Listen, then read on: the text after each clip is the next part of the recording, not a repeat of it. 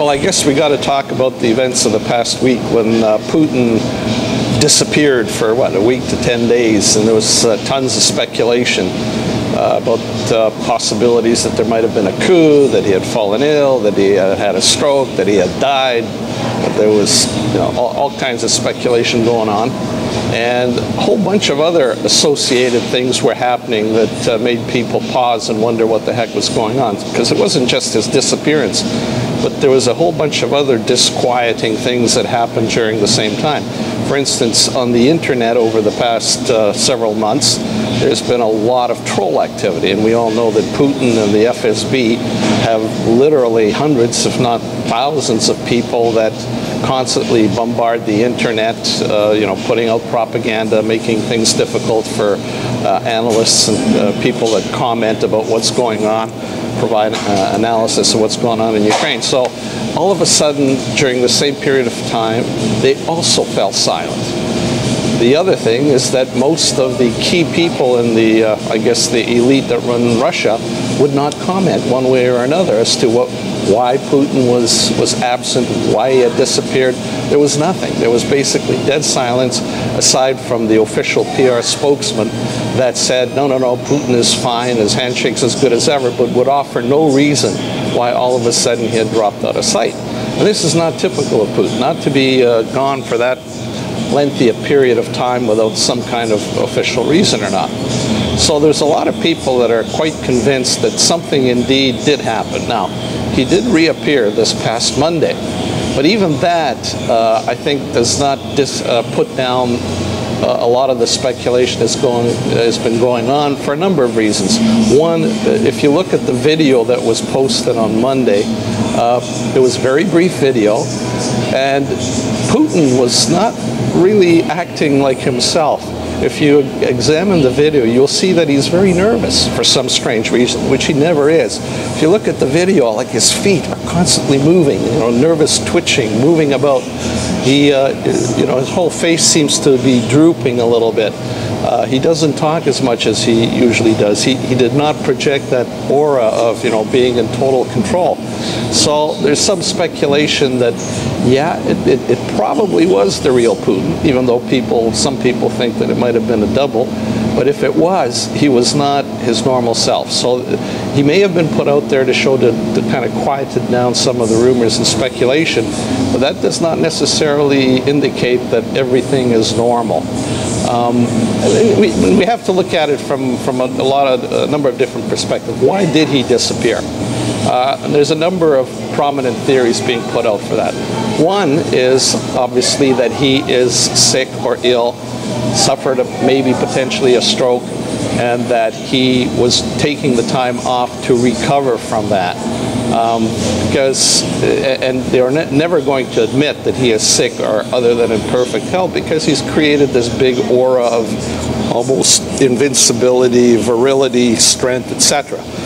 So to kind of admit that he is subject to illness and weakness of the body would kind of really do damage to the reputation that he has been creating.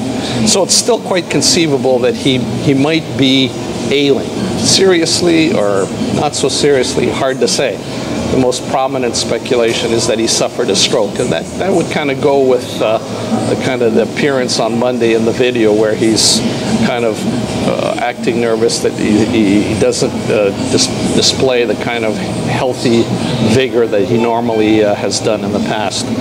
The second reason could be that he did this deliberately. This is part of the KGB mindset clicking into play. He has, as you know, had a lot of challenges to face in the last couple of weeks, and particularly in the aftermath of the Boris Nemtsov murder, there were a lot of mumblings and rumblings among the elite that did not quite approve of his taking this radical step of silencing one of his fiercest critics. And there was a lot of speculation that this might have been like the last straw that would prompt some of the oligarchs or the Silovakia that run Russia to maybe finally start talking about, quote, regime change or not. So maybe he kind of foresaw that might be coming, and he purposely created this speculation retreated and fed out rumors that he was sick, ailing, or whatever, just to see what would surface. And this is a classical KGB ploy. Fake something to see what comes out of the woodwork. So this might have been Putin's way of flushing out potential opponents or enemies or people that might want to depose him. And if that is the case, he will now, that he has, if it was indeed just a ruse, he will be going after whatever it is that he found out. Though it's remarkable how everybody went silent when this was happening, because I guess those of them that are smart probably would guess that this might be one of the ploy, and they would stay in the background. And it's amazing how, like, during that period of time, a lot of the key leaders of the Russian regime disappeared too. Like all of the major generals and heads of the security organizations were all of a sudden somewhere in Crimea or gone. And Moscow was remarkably quiet for that period of time. The third option, obviously, is that, in fact, there has been some kind of a coup, that people got together and they tried to depose him. Obviously, if that was the case, the planning must have gone awry, because the whole thing dragged out for 10 days, and obviously he's still alive. So maybe a coup was planned, set in motion, things didn't quite work out, and for the last 3, 4, 5 days, I guess both sides have been trying to find some kind of accommodations.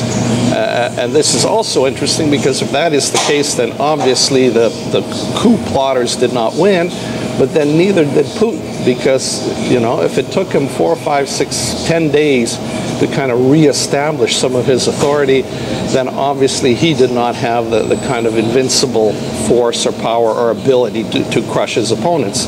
And maybe they have reached some kind of interim bargain, whereas he would continue, albeit maybe in a more circumscribed role, that, there's going to be a greater sharing of power, and maybe he will not have that same kind of autocratic control that he has had in the past. And it will be very interesting over the next little while to see what happens.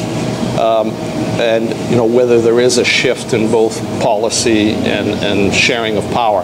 And we will know this if you start seeing a lot of people that are in the ruling ranks of the elite in Russia all of a sudden losing their jobs, being transferred, disappearing, and there's already some reports of people just leaving the country entirely. I heard of one of the key figures in his administration fled with his family to Hong Kong.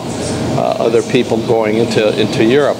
So that all remains to be seen. But I think the fact that he has reappeared should not lead people to the conclusion that everything is now back to the way it was. We don't know really what happened, and probably won't know for a little while yet. But I'm fairly convinced that something did happen, and it's not just, one of those things where he decided he was going to take a rest. There's more to this than meets the eye, and I think that will come out in the next little while.